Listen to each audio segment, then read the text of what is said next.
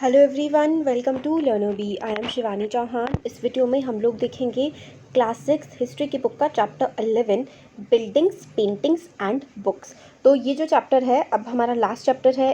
पूरी आपकी हिस्ट्री अब हमारी चैनल पर कंप्लीट हो चुकी है, 6 क्लास की हिस्ट्री।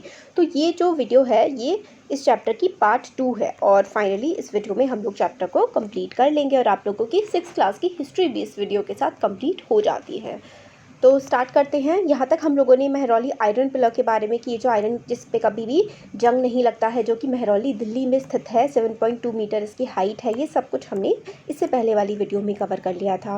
अब हम लोग यहाँ से देखते हैं द वर्ल्ड ऑफ बुक्स, मतलब किताबों की दुनिया। जो बेस्ट नोन एपिक्स है ना वह रिटर्न ड्यूरिंग दिस पीरियड। अब ये एपिक्स क्या होते हैं?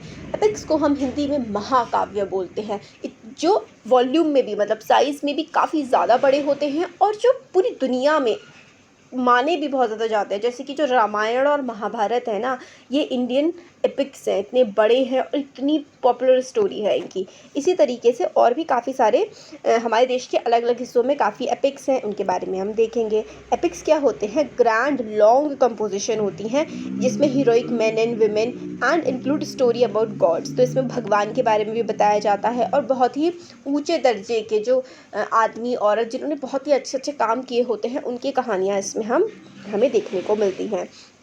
फेमस तमिल एपिक जैसे कि वही अगर हम लोग नॉर्थ इंडियन या फिर हिंदी एपिक की बात करें तो रामायण या महाभारत, या फिर संस्कृत एपिक है, संस्कृत में लिखी गई थी वो। तो तमिल एपिक खूब बहुत ही पॉपुलर किताबें हैं। शिलापतिक्राम जो कि कंपोज की गई थी इलांगो के द्वारा। ये चीज़ ना बहुत ज़्यादा इंपॉर्टेंट है, आप लोगों से MCQs में भी आ सकता है, वन वर्ड के क्वेश्चंस में भी आ सकता है। ये चीज़ बहुत ज़्यादा इंपॉर्टेंट है कि शिलापतिक्राम के राइटर कौन थे। तो शिलापतिग्राम लिखी थी इलांगो ने लगभग 1800 साल पहले। It is a story of a merchant, एक मर्चेंट यानी कि एक व्यापारी की कहानी है जिसका नाम है कोवालन, जो कि पुहार इलाके में रहता था उधर तमिल के, और उसको प्यार हो जाता है एक कोटिसन से जिसका नाम होता है माधवी। तो कोटिसन होती है वैश्या, एक वैश्या से उसको प्यार हो जाता है जिसका नाम माधवी होता है। और ये जो पुहार होती है ना, इसकी शादी भी हो रखी होती है इस आदमी की, और ये अपनी वाइफ को ना नेग्लेक्ट करने लगता है। इसकी वाइफ का नाम होता है कन्नगी।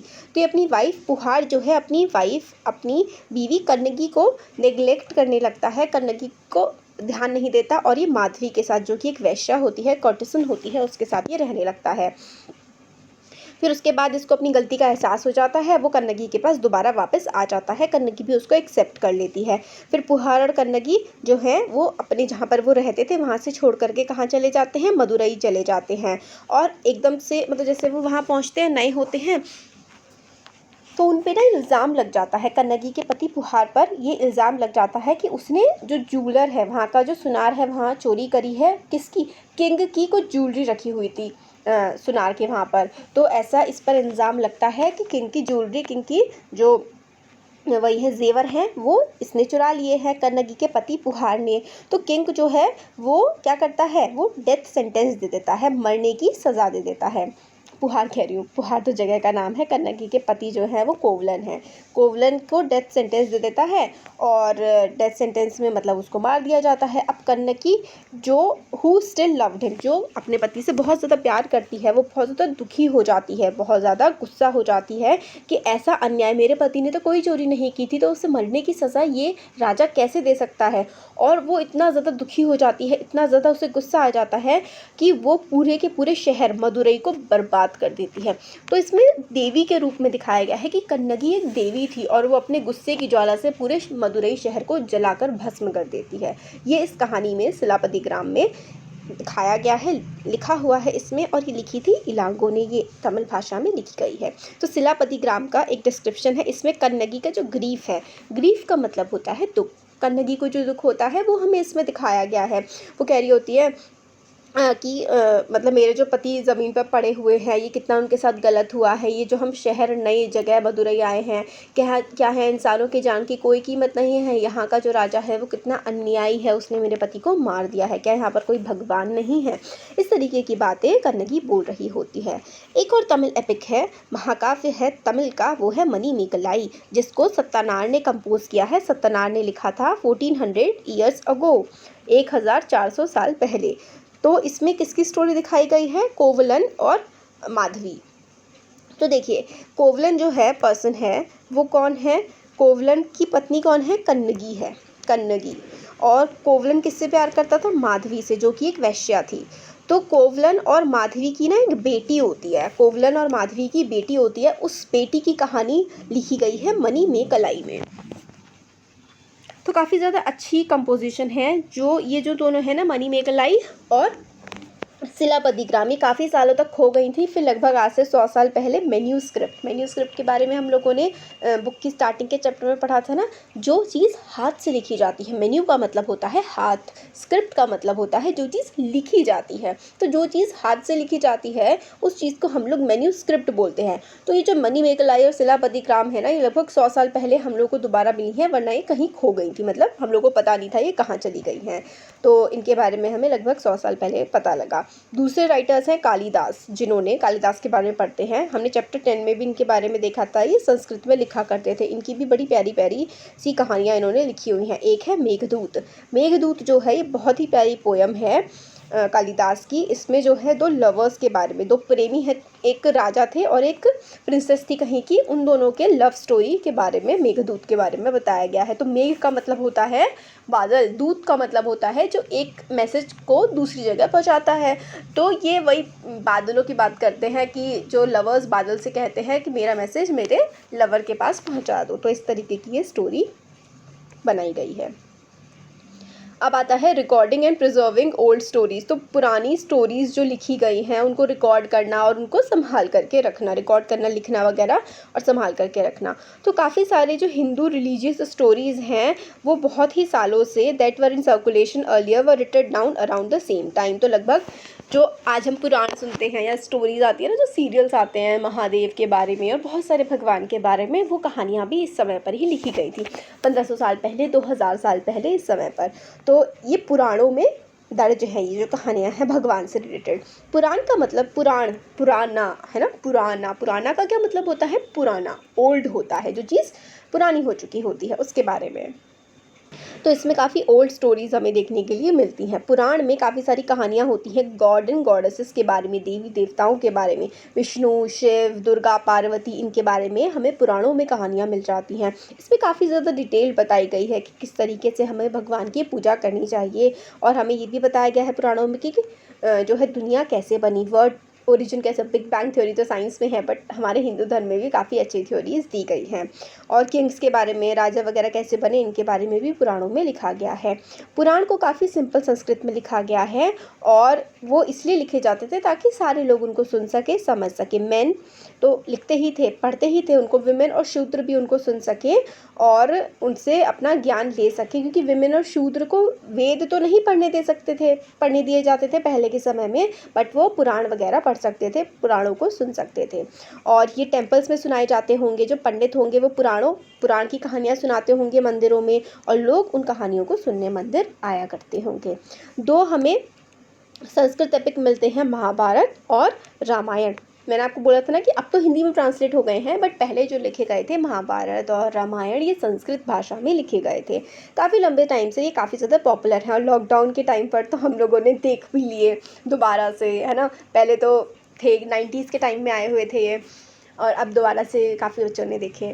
तो महाभारत जो है वो ऐसी वॉर के बारे में, ऐसी लड़ाई के बारे में है जो कि दो कज़न्स के बीच में, दो चाचा और ताऊ के बच्चों के बीच में होती है, कौरव और पांडवों के बारे में। होपफुली आप लोगों को पता होगा इस बारे में। ये वॉर जो है, ये जो कुरूस थे उनकी जो कैपिटल थी हस्तिनापुर, दिल्ली वाला जो इलाका है ना आज का, वो पहले हस्तिनापुर हुआ करता था।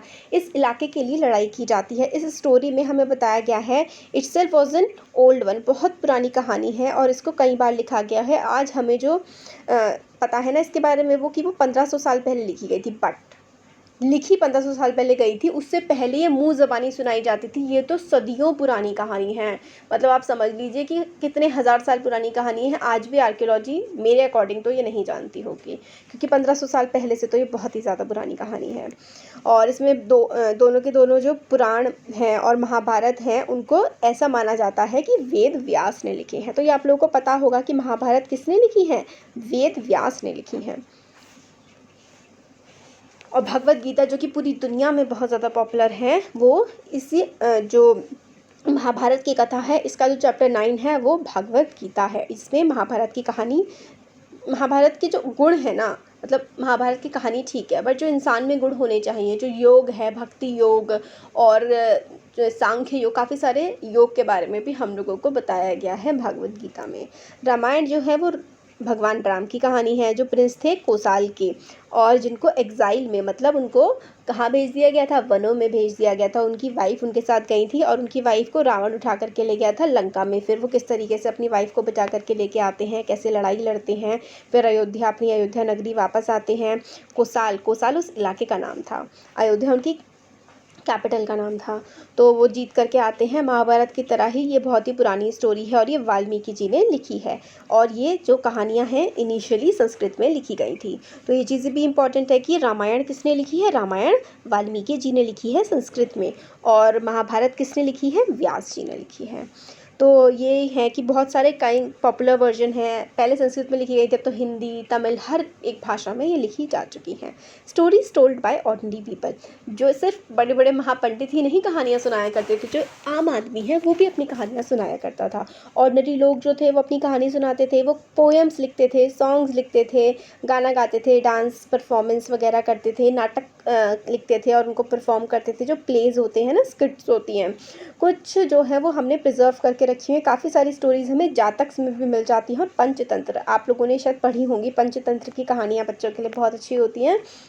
जातक जो है ये बुद्धिस्ट टेल होती हैं, इसमें भी काफ़ी प्यारी प्यारी कहानियाँ होती हैं। वो भी लगभग आज से 1500 साल पहले ही लिखी जाने लगी थी। स्टोरी जो होती है जातक की, वो हम लोगों को, ये चीज़ बहुत इंपॉर्टेंट है, ये वाली चीज़ ना आपके एग्ज़ाम में आ सकती है, वाली चीज़ इंपॉर्टेंट है कि जो जातकों की कहानियाँ हैं ना, वो हम लोगों को, जो स्तूप होते हैं, मैंने आपको इस अभी चैप्टर के पिछले वीडियो में स्टार्टिंग में बताया था, जो इससे पहले वाला वीडियो था, उसमें स्तूप होते हैं। स्तूप के साइड साइड में ना रेलिंग लगी होती है, उन रेलिंग में हम लोगों को जातक कहानियाँ देखने के लिए मिल जाती हैं। और जो अजंता है, अगर आप लोग को पता है कि अजंता कहाँ पर है, तो आप मेरे को कमेंट सेक्शन में लिख के बताएंगे कि अजंता कौन से राज्य में है, और अगर आप लोग वहाँ गए हैं तो भी बताएंगे आपका एक्सपीरियंस।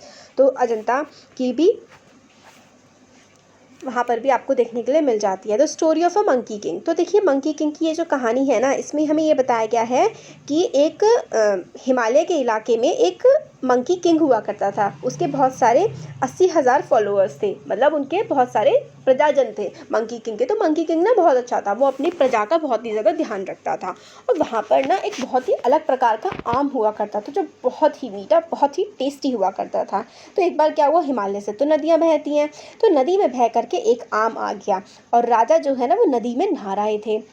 अब राजा के हाथ में वो आम लगा, राजा ने खाया वो आम। अब राजा को इतना ज़्यादा टेस्टी लगा, उनको समझ में आ गया ये हमारे इलाके का तो आम नहीं है, इसका तो टेस्ट अलग ही है। तो उन्होंने अपने सैनिकों, सिपाहियों, सबसे कह दिया कि जाओ ढूंढो ये आम कहाँ का है। तो उन्होंने ढूंढा तो पता लगा कि वो हिमालय का आम है। तो इन्होंने कहा कि अच्छा चलो हम हिमालय पर अटैक करेंगे और इस वहाँ के जो लोग रहते हैं उनको मार देंगे, और सारे के सारे जो हैं आम और ये हमारे हक में आ जाएंगे। तो जैसे ही जो ये मंकी किंग था, मंकी किंग मतलब बंदर ही था, बंदर और बंदरों का जो राजा था, वो उसको पता लगा इसके बारे में। तो उसने ना जो वो है अपने जो आम के पेड़ है, आम के पेड़ की डालियों से ना पुल बनाना शुरू कर दिया, ताकि इस पुल के थ्रू वो अपना रास्ता पार कर सके, नदी के पार जा सके और कोई उनको मार ना सके। तो ये पुल बनाया जा रहा था। तो जो मंकी किंग था ना, उसने सबको इस पुल के पार भेज दिया, बट वो लास्ट में खुद नीचे गिर गया नदी में और मर गया। फिर ये सब कहानी जब राजा को पता लगी, जो इंसान वाला राजा था, जो मतलब जो आम मिला था जिसको नदी के पास, तो उसको बहुत ही दुख हुआ, मगर फिर उसने बहुत ज़्यादा इज्जत दी उस किंग को। और ये कहानी हमें वहीं से देखने के लिए मिलती है। कहाँ पर मिलती है? This story is shown on the piece of sculpture from the stupa at Bharhut UP वाले रीजन में है। बहरूत में हमें ये स्तूप देखने के लिए मिलता है। तो यही हमारी इसमें कहानी थी, आपके एग्ज़ाम के लिए इम्पोर्टेंट नहीं है। तो ये है बस। अब लास्ट चैप्टर का बिल्कुल लास्ट पार्ट है, चैप्टर ख़त्म हो गया हमारा। यहाँ पे आता है writing books on science. Science के ऊपर भी काफ़ी सारी किताबें लिखी गई हैं। तो this was also the time when Aryabhatta a mathematician and astronomer. तो आर्यभट्ट भी उसी समय पर थे, लगभग 1500 साल पहले।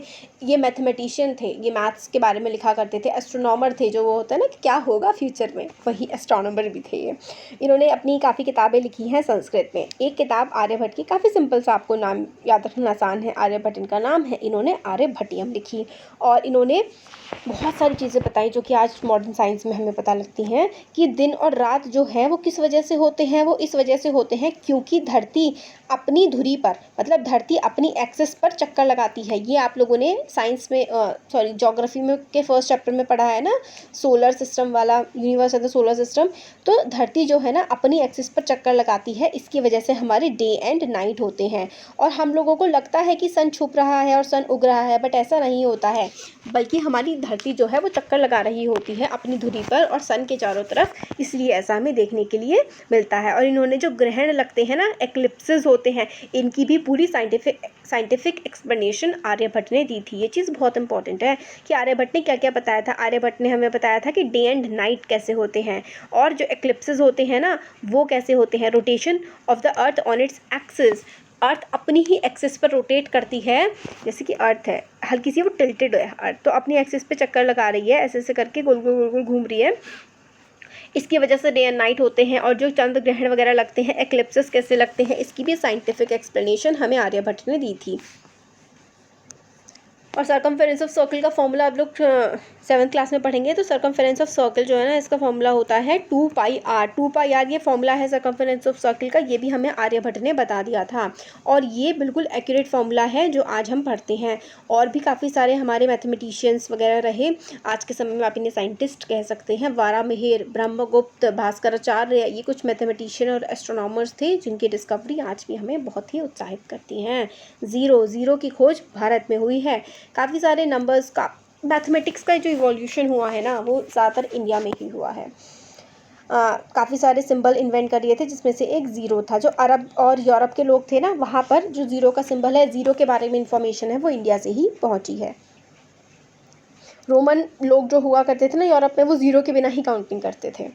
अब आयुर्वेद एक वेदों की तरह है, जो साइंस ऑफ मेडिसिन है। मतलब कि जो ये बीमारियां हो जाती हैं, जो हम दवाई खाते हैं, आजकल आप लोग शायद काढ़ा भी पी रहे होंगे, हाँ, तो जो काढ़ा होता है, गिलोय, नीम, ये सारा का सारा हमें आयुर्वेद से इनके बारे में पता लगता है। एंशिएंट इंडिया में, पुराने समय हमारे देश में इसका काफ़ी ज़्यादा इवोल्यूशन हुआ था।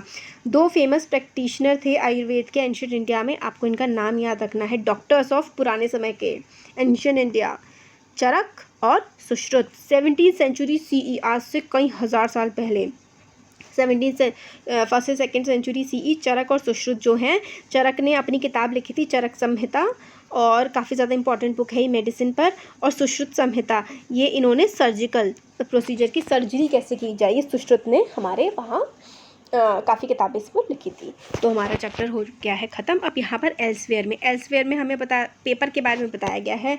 इतना कुछ नहीं है कि इन्वेंशन पेपर का हुआ था चाइना में। वो जो बार्क होता है ना, पेड़ का तना होता है, और कपड़े होते हैं और रस्सी होती है, इन सबको भिगो करके रखा जाता था। फिर उसको मारते थे, भीग जाता था ना वो, भीगे के बाद हल्का हल्का भीगे को खूब पिटाई करते थे उसकी, जैसे कि थपकी से मार रहे हो। फिर उसको सुखा देते थे, फिर पेपर बन जाता था। तो ये जो प्रोसेस है ना, वो बहुत सालों तक चाइना ने छुपा करके रखा, और फिर कुछ लगभग 1800 ईयर पहले वो कोरिया पहुंचा चाइना से, और कोरिया से जापान पहुंचा, और जापान से फिर पूरे यूरोप और पूरी दुनिया में ये पहुंच गया कि पेपर कैसे बनता है।